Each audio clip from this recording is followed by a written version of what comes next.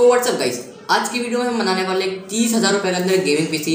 इस PC build में आपको एक मॉनिटर, कीबोर्ड और माउस है वो इंक्लूड मिलेगा। तो अगर आपको भी चाहिए एक ऐसा पीसी बिल्ड तो आप इस वीडियो को एंड देखना, बिल्कुल भी स्किप मत करना। चलिए इस वीडियो को चलिए शुरू करते हैं।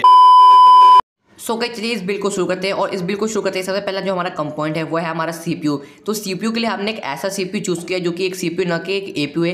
एपीयू का मतलब होता है कि उस सीपीयू में आपको ग्राफिक्स मिलते हैं, ठीक है, इंटीग्रेटेड, जिनसे आप गेमिंग कर सकते हो। तो इस बिल में जो सीपीयू यूज किया है वो आता है हमारा राइजन की तरफ से, राइजन का 33200G। तो काफी अच्छा सीपीयू है। इस सीपीयू में आपको वेगा 8 की ग्राफिक मिलती है। अगर बात करें इसकी बेस क्लॉक की, जो आपको बेस क्लॉक मिलती है वो मिलती है 3.6 गीगाहर्ट्ज की। और बात करें इसकी बूस्ट क्लॉक की, जो उसको बूस्ट क्लॉक मिलती है वो मिलती है 4.0 गीगाहर्ट्ज की। हमारे मतलब आपको मत सिखा चल। और इस प्रोसेसर में आपको 6 कोर 12 थ्रेड मिलते हैं। काफी अच्छा प्रोसेसर है। अगर हम बात करें इसके आर्किटेक्चर की, जिसमें आपको 65 वॉट की टीडीपी और AM4 का आर्किटेक्चर मिलता है। तो काफी अच्छा सीपीयू है। ये काफी अच्छा वैल्यू फॉर मनी का सीपीयू है, इसलिए हमने इसको अपनी बिल्ड में यूज किया है। सो गाइस, इस सीपीयू को हमने यूज किया है। अब बात करते हैं इसके मदरबोर्ड के लिए हमने कौन सा मदरबोर्ड यूज किया है।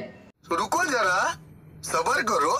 सो गाइस, जैसे कि हमारा बजट है और हमने जो सीपीयू चूज किया इस बिल्ड में, ठीक है, उसके हिसाब से हमको एक ऐसा मदरबोर्ड चाहिए था जो हमारे सीपीयू को आराम चला ले और हमको कुछ अच्छे जो फीचर्स को भी ऑफर करे। तो हमने जो मदरबोर्ड इसमें चूज किया है वो आता है हमारा गीगाबाइट की तरफ से, गीगाबाइट का A320M मदरबोर्ड। तो काफी अच्छा मदरबोर्ड है। इस मदरबोर्ड में आपको 2 रैम स्लॉट मिलते हैं, एक जीपीयू का स्लॉट मिलता है, ठीक है, इसमें आपको HDMI पोर्ट मिलता है, 4 SATA के पोर्ट मिलते हैं। तो काफी अच्छा ये हमको मदरबोर्ड मिल जाता है जिस प्राइस पॉइंट पे आता है। अगर मैं बात करूँ इसकी प्राइस की, इसमें आपको जो प्राइस मिलती है वो मिलती है 4,000 रुपये। तो काफी अच्छा मदरबोर्ड है यार। और अगर आप थोड़ी बार्गेन करते हो, ठीक है, तो आपको और भी सस्ता मिल सकता है। और गाइस, मैं आपको एक बात क्लियर कर दूं कि जितने भी हमने पार्ट इस बिल्ड में यूज किए उन सभी को बाय करने का जो लिंक है वो आपको डिस्क्रिप्शन में मिल जाएगा। वहां से आप सारे पार्ट को बाय कर सकते हो।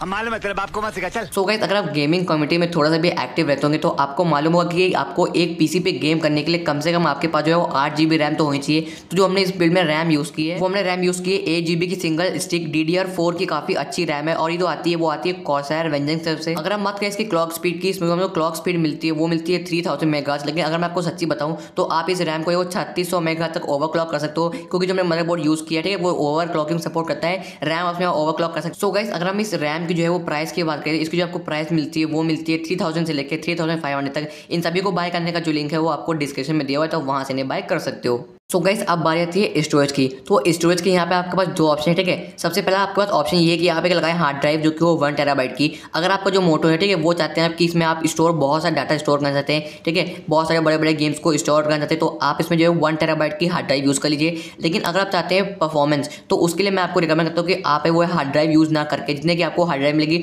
उतने का आप थोड़ा सा पैसे और डाल के इसमें 240 GB की किंगस्टन की तरफ से आने वाली SSD यूज़ कर लीजिए। उससे क्या होगा, आपको परफॉर्मेंस काफ़ी अच्छी मिलेगी। सो गाइस, SSD लगाने से ये फायदा होता है कि जितने भी आपके गेम्स होते हैं, सॉफ्टवेयर होते हैं, ठीक है, और विंडोज, तो वो लोड होने में बिल्कुल भी टाइम मिलता है। काफी स्मूथली आपका पीसी चलता है, बिल्कुल मक्खन जैसा। तो मैं आपको रिकमेंड करता हूँ कि आप जो है वो 240 GB की SSD यूज कर लीजिए। लेकिन अगर आपके पास जो है वो बजट थोड़ा ज्यादा है तो मैं आपको रिकमेंड करता हूँ कि आप दोनों यूज कर लीजिए, यानी 500 GB की हार्ड ड्राइव यूज कर लीजिए, ठीक है, और एक 120 GB की SSD भी लगा सकते हैं आप। सो गाइस, अब बात करते हैं SMPS के बारे में, यानी पावर सप्लाई यूनिट। तो हमको कम से कम जो है वो 400 वाट का पावर सप्लाई चाहिए, बिकॉज जो हमारी बिल्ड है वो कम से कम 300 वाट कंज्यूम करेगी और हमको 100 वाट जो है वो ऐसा एक्स्ट्रा चाहिए। तो मैं इसमें जो पावर सप्लाई यूनिट यूज़ किया है वो हमने यूज़ किया है सर्कल का CPH698। तो काफ़ी अच्छा ये पावर सप्लाई है। सो गाइस, अगर हम बात करें SMPS के बारे में, तो इस SMPS में आपको जो नॉर्मल काफ़ी अच्छा सा SMPS है, ठीक है, ये 400 वाट का SMPS है। इस SMPS में आपको 1 साल की गारंटी मिलती है। तो काफ़ी अच्छा SMPS है हमारे बिल्ड के हिसाब से। और अगर हम बात करें इसकी प्राइस की, उसके जो प्राइस मिलती है वो मिलती है सिर्फ 800 रुपीज़। इसको जो बाय करने का लिंक है आपको डिस्क्रिप्शन में मिल जाएगा, तो वहां से बाय कर सकते हो। और जिस प्राइस पॉइंट पे आता है काफ़ी अच्छा ये पावर सप्लाई आपको मिल जाता है। ये आपके बिल को चलाएगा। लेकिन मैं आपको स्ट्रांगली रिकमेंड करता हूँ कि अगर आपका बजट कभी फ्यूचर में बढ़ता है और इसमें आप ग्राफिक कार्ड ऐड करते हो तो भाई प्लीज़ इसकी पावर सप्लाई चेंज कर देना, वरना आपके कंपोनेंट जो वो उड़ भी सकते हैं।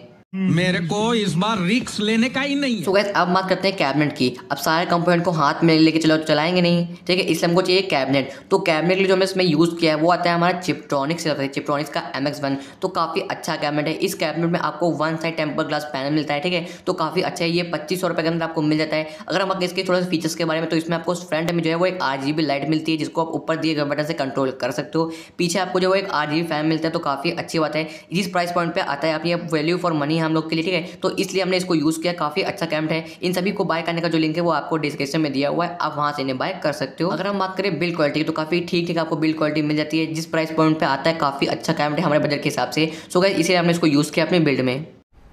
मस्त है।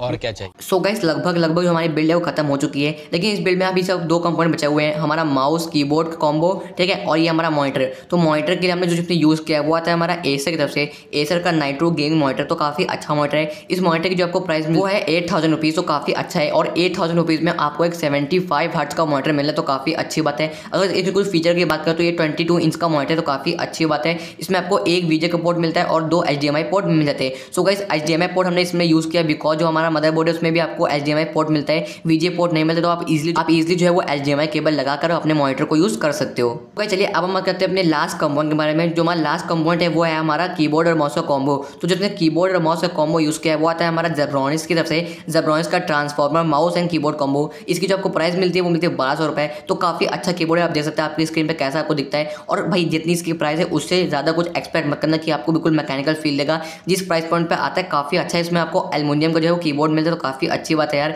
और जिसकी जो बिल्ड क्वालिटी है वो भी काफ़ी अच्छी है, प्राइस को देखते हुए काफ़ी अच्छा कीबोर्ड है। अगर बात करें इसमें आपको बिल्ड क्वालिटी की, तो काफ़ी अच्छी आपको बिल्ड क्वालिटी मिलती है। इसमें आपको 4 तरह के जो है वो RGB इफेक्ट मिलते हैं जिनको आप दिए गए बटन से कंट्रोल कर सकते हो। सो गाइस अगर हम बात करें ऑल ओवर हमें कीबोर्ड और माउस के बारे में, तो काफ़ी अच्छे दो हमको माउस और कीबोर्ड मिल जाते हैं। बजट कैटेगरी में इससे अच्छा वो कीबोर्ड और माउस है वो आपको नहीं मिलेगा। सो गाइस आई होप आपको ये बिल्ड अच्छी लगी होगी। अगर आपको ये बिल्ड अच्छी लगे तो हमारे चैनल को सब्सक्राइब करें, हमारे वीडियो पे लाइक शेयर कमेंट करना बोले। अगर आपको कोई भी दिक्कत है या तो आपको कुछ पूछना है तो आप नीचे कमेंट कर सकते हो, मैं आपका रिप्लाई जो है वो तुरंत देने की कोशिश करूंगा। So guys thanks for watching, जय हिंद।